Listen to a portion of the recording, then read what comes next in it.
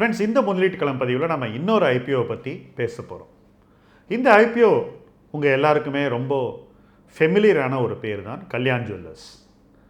1993ஆம் ஆண்டு ட்ரிச்சூரில் ஒரு சிங்கிள் ஷோரூமில் ஸ்டார்ட் பண்ணி வேகமாக வளர்ந்த ஒரு நகை தொழில் தான் இந்த கல்யாண் ஜுவல்லர்ஸ். இது என்டையர்லி ஒரு ரீட்டைல் செயின். இந்தியாவில் 107 இடங்கள், கல்ஃபில் ஒரு 30 இடங்கள், இப்படி எல்லா இடத்துலையும் ஸ்ப்ரெட் அவுட் ஆன ஒரு பிஸ்னஸ் தான் கல்யாண் ஜுவல்லர்ஸ். வருவாய்னு பார்த்தா இந்த நிறுவனம் கடந்த 3 ஆண்டுகளில் 10,000 கோடி ரூபாய் வருமானத்தில் ஸ்டக்காக இருக்குது. அவங்களோட சேல்ஸ் 10,000 crore கிட்ட ஸ்டக் ஆகிருக்கு. கம்பேரிசனுக்கு சொல்லணும்னா டைட்டனுடைய ரெவென்யூ லாஸ்ட் இயர் 20,000 கோடி. ஆனால் லாபப்படி பார்த்தீங்கன்னா கம்பேரிசனே இல்லை. இந்த கம்பெனிக்கு ப்ராஃபிட்டே ரொம்ப சொற்பமாக இருக்குது. அது மட்டும் இல்லை, மார்ஜின்ஸ் குறைவாக இருக்கிறது.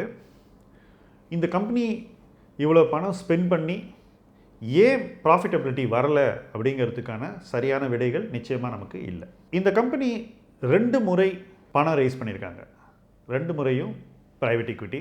இப்போ இந்த ஐபிஓவில் அந்த ப்ரைவேட் ஈக்விட்டியில் இன்வெஸ்ட் பண்ண வார்பர்க் பிங்கர்ஸ் 250 கோடி ரூபாய்க்கு பங்குகளை விற்கப் போகிறார்கள். இதுக்கப்புறமும் அவங்கக்கிட்ட நிறைய ஷேர்ஸ் இருக்கும். இந்த ஐபிஓவில் ப்ரமோட்டரும் 125 கோடி ரூபாய்க்கு பங்குகளை விற்கப் போகிறார்.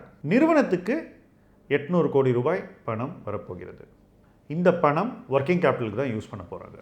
ஸோ இந்த இஷ்யூனுடைய நோக்கமே இந்த நிறுவனத்துக்கு சந்தையில் ஒரு மதிப்பு கொடுக்க வேண்டும் என்பதுதான்.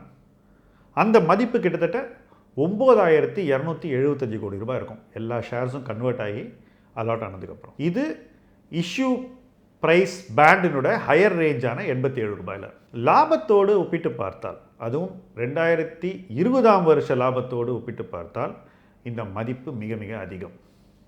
சில பேர் சொல்கிறாங்க டைட்டனோட கம்பேர் பண்ணால் இது சீப்பாக இருக்கும்னு. ஆனால் அந்த கம்பேரிசனுக்கான முகாந்திரமே இல்லைன்னு நான் நினைக்கிறேன். ஏன்னா இந்த கம்பெனியினுடைய pedigree, calibre, profitability, presence, brand value எல்லாமே எந்த வகையிலும் தனிஷோட கம்பேர் பண்ணக்கூடியது இல்லை. டைட்டனோட வேல்யூ அதிகமாக இருக்குன்னா அப்போ டைட்டனுடைய வேல்யூ குறையணுமே ஒழிய அதை நம்ம பெஞ்ச் மார்க் பண்ணி இன்னொரு நிறுவனத்துக்கு அதிக மதிப்பு கொடுக்கறதுங்கிறது எனக்கு உடன்பாடு இல்லை. ப்ராஃபிட்டபிலிட்டி அதிகமாக இருந்தால் நிச்சயமாக இந்த கம்பெனியை பற்றி வேறு விதமான பார்வையை நம்ம வகுத்திருக்க முடியும்.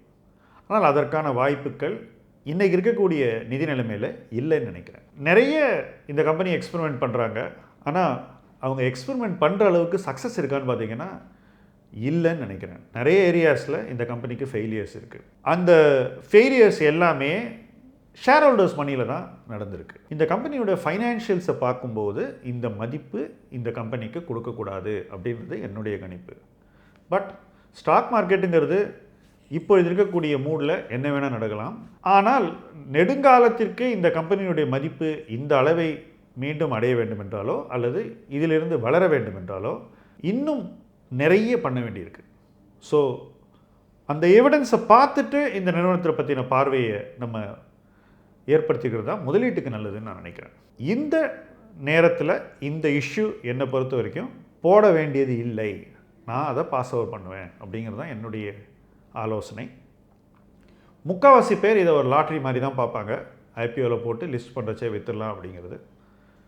என் பார்வையில் இந்த கம்பெனியில் இன்வெஸ்ட் பண்ண இன்ஸ்டிடியூஷன்ஸே அந்த ஒரு நோக்கத்தோடு தான் இந்த இஷ்யூவில் இன்வெஸ்ட் பண்ணியிருப்பாங்க அப்படின்னு நான் நினைக்கிறேன். ஏன்னா காலப்போக்கில் இந்த மதிப்பு சஸ்டெயின் ஆகுமா அப்படிங்கிறத நம்ம பொறுத்திருந்தான் பார்க்க வேண்டும். இந்த இஷ்யூ 16.67% ஈக்விட்டி தான் விற்க போகிறாங்க. ஆனால் தொடர்ந்து இந்த கம்பெனிக்கிட்டேருந்து இன்னும் இஷ்யூவன்சஸ் வரும்னு நான் நினைக்கிறேன். வரும் ஆண்டுகளில் இந்த கம்பெனி இந்த லாஸ்ட் 3 இயர்ஸ் ஒரே இடத்துல ஸ்டக்காக இருந்தாங்கன்னு நான் சொன்னேன் இல்லையா, டர்ன் ஓவரில். அந்த டர்ன் ஓவர் க்ரோத் வருமா அப்படிங்கிறத நம்ம பார்த்துட்டு தான் இந்த கம்பெனியில் முதலீடே செய்யணும் அப்படின்றது என்னுடைய கருத்து. ரொம்ப காஸ்ட்லியாக இருக்கிற ஒரு ஸ்டாக்கோட கம்பேர் பண்ணி இன்னொரு ஸ்டாக்கை மதிப்பிடுவது என்பது தவறான ஒரு முதலீட்டு அணுகுமுறை. அந்த அணுகுமுறை பலர் இன்றைக்கி டைட்டனோட ஷேரை வச்சு இந்த கம்பெனியை பண்ணுறாங்க. ஆனால் நீங்கள் டைட்டனை விட்டுட்டு மற்ற ஜுவல்லரி செயின்ஸோடு இதை கம்பேர் பண்ணி பார்த்தீங்கன்னா இதோட வேல்யூ ரொம்ப அதிகம் அப்படிங்கிறது தான் என்னுடைய கணிப்பு. ஸோ அந்த ரீதியில் ஜுவல்லரி பிஸ்னஸை யார் டிரான்ஸ்பரண்ட்டாக பண்ணுறாங்க, அவங்களுடைய நம்பர்ஸ் எந்த அளவுக்கு நம்பகத்தன்மை கொண்டிருக்கிறது, கார்ப்பரேட் கவர்னன்ஸ் எப்படி இருக்குது, இதையெல்லாம் பேஸ் பண்ணி தான் அதிக மதிப்பை கொடுக்க வேண்டும். அந்த ஏரியாஸ்லலாம் இந்த குரூப் அன்டெஸ்டட், இன்னும் நிறைய நாள் இதை கவனித்து தான் நம்ம முதலீடு செய்யணும் அப்படின்றது என்னுடைய ஆலோசனை. இந்த வீடியோ உங்களுக்கு பிடிச்சிருந்தா இந்த வீடியோவை இன்வெஸ்ட்மெண்ட்டில் ஆர்வம் உள்ளவங்க நண்பர்களோடு நீங்கள் பகிர்ந்து கொள்ள வேண்டும். தொடர்ந்து எங்களோடு இந்த பயணத்தில் நீங்கள் வர வேண்டும். முதலீட்டுக் களம் உங்கள் களம். நன்றி.